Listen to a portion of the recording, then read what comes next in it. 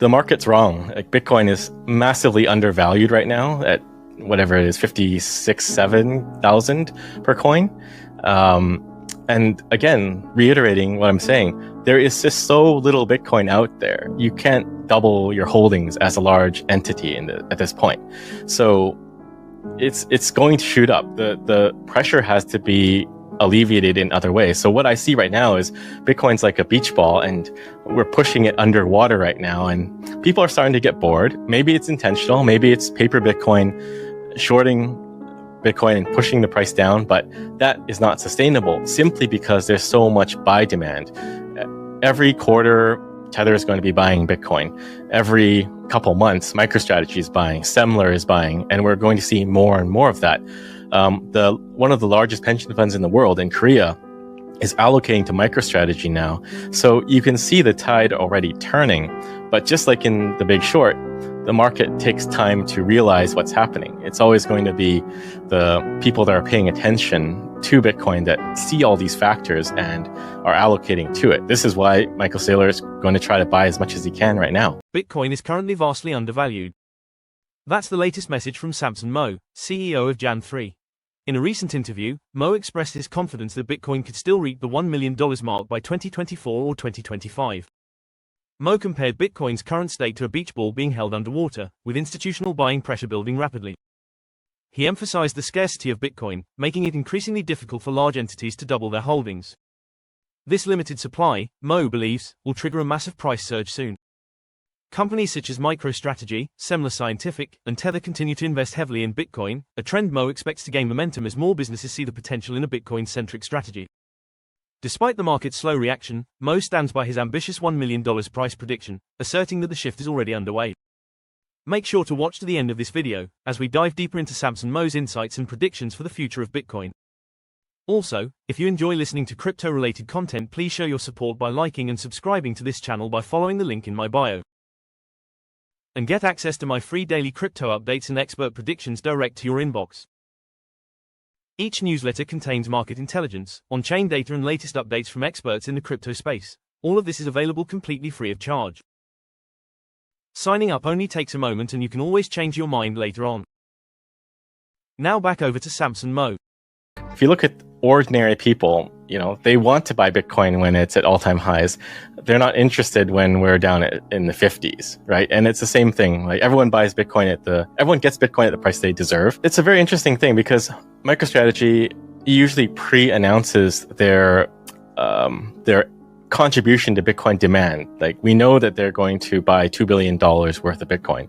And I guess credit also should go to Mara. They also pre-announced their buy. But I think that is a large spike in demand that we should be watching out for. And this is really why I believe the markets are irrational right now. You have a lot of fear permeating the market and in sentiment of investors and traders, I guess, that Bitcoin price is going to go down for a number of reasons. But this is predicated on potential selling or macroeconomic factors. But it seems to be that they put very little weight into these obvious spikes in demand that are pre-announced well in advance. But speculation on potential selling and even a little bit of selling like from Mt. Gox can cause the market to be very jittery, but they just completely disregard this beacon of demand that is broadcasted out there from companies like MicroStrategy. For most Bitcoiners, I don't believe they are very fearful. I mean, opportunities to buy at lower prices is a godsend. And it's like you're happy both ways. You're happy when it goes up because obviously it's up, but you're also happy when it goes down because you're accumulating more Bitcoin and maybe lowering your cost basis for acquisition of Bitcoin. But the Bitcoin is a very interesting asset because it is a bearer asset. You can hold it yourself. The supply schedule is fixed, right? Every 4 years there's a halving, and it's like every 10 minutes there's a block. There's not that much to worry about if you're a hodler, or what we call people that hold Bitcoin. So you can kind of put it into cold storage, turn your phone off or your computer off, and just go travel and read books for a year and come back, and you'll see what happens. Like the price probably will go up. But it differs from things like fiat money, where you have to pay attention. You you have to be watching the Federal Reserve. You have to dial into the FOMC meetings and, hang on to every word being said. If you're holding equities, you have to pay attention too. So I think it's a very different thing. And as people understand this interesting property of Bitcoin, that you just buy and hold it for long periods of time, more people will start to understand that the short-term price volatility is really a distraction. You're not buying Bitcoin for the gains in the next year. You're buying Bitcoin for the gains in 10, 20 years, which is almost guaranteed. The narratives I hear right now that are kind of just really exasperating are things like, well, rate cuts are coming. And suddenly now people have decided rate cuts are bearish because there could be a recession if there are rate cuts. But, just roll back the clock a couple of years, everyone was complaining about high rates, and there's very low liquidity in the marketplace because no one has money. So you can't have it both ways. Is it bearish or is it bullish? It's only one or the other. I think it has to be bullish because you're seeing more liquidity being injected into the system. Another one was, what was it again? That historically September is a red month. Bitcoin does not perform well. And there are reports in various news outlets and by various technical analysts saying, Bitcoin could drop 40%. But, we already had a big drop. I don't think you can just go back to analyze historical data and say it's going to happen again. We had a big drop. And the interesting thing about that big drop was the massive influx of buying that came when Bitcoin went to the low 50s. This was when the US market opened. So the yen carry trade blew up, Japanese market, Asian markets were tanking. And then the moment that the US market opened, you just see Bitcoin rebounding.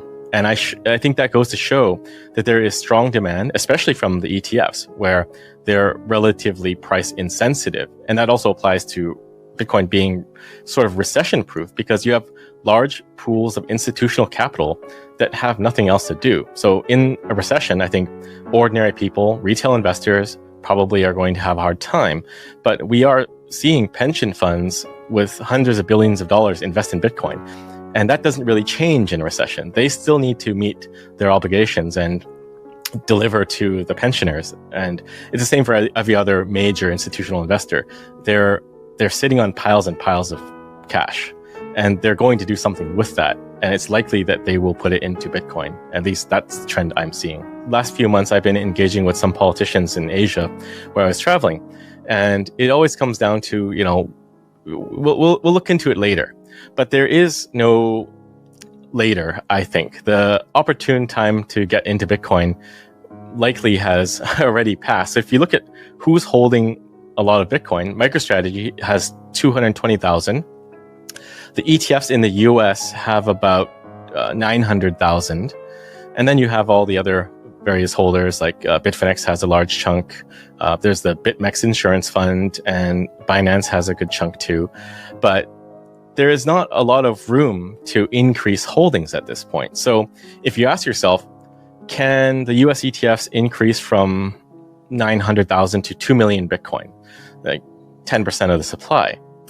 That is going to be exponentially harder than what they've accomplished now in terms of accumulation, because there's not a lot of Bitcoin left.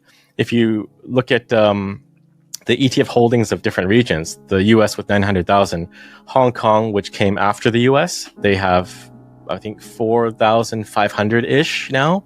Australia, 100 something. So both of those regions waited until the US went okay and said go for the ETFs, and then they launched theirs. But launching second and third does no service to you because they've already got the lion's share. And I think it's going to be the same for nation state level accumulation because there's just not a lot left. So can MicroStrategy grow their stack from 220 to 440? I don't see it happening because there's just not a lot there. The ETFs can't double their stack either. So once this incredible scarcity of Bitcoin really hits home and everyone starts to grok that, I believe the price is going to start to appreciate very rapidly. Yeah, so I mean, Michael Burry is famously known for shorting the housing market. And he had his thesis and the market moved against him. I have my thesis that we will see an Omega candle, which is a $100,000 candle on the daily, which means Bitcoin would go tomorrow to 160,000. And I just see all the macroeconomic factors pointing towards that happening. U.S. debt, I think that was the one we missed, but debt was the one. I'm pretty sure. U.S. debt is now $3 billion a day. Previously, it was $1 billion increase per day. And interest payments next year are likely going to top $1 trillion on a 36-7 trillion debt at that time. Who knows? But none of this is sustainable. And at the same time, you have strong Bitcoin fundamentals. You have strong corporate acquisition of Bitcoin by MicroStrategy, by Tether, and others. You have the ETFs, which are still accumulating. It's been flat for the last couple of days, but on net, they're always accumulating. And then you have this crushing debt that has to be dealt with. Either you rebase dollars to Satoshis, or you default. There's no other way. There's no way to pay that debt. There's no way to grow out of that debt. Thanks for watching. Please don't forget to subscribe for news and expert predictions direct to your inbox.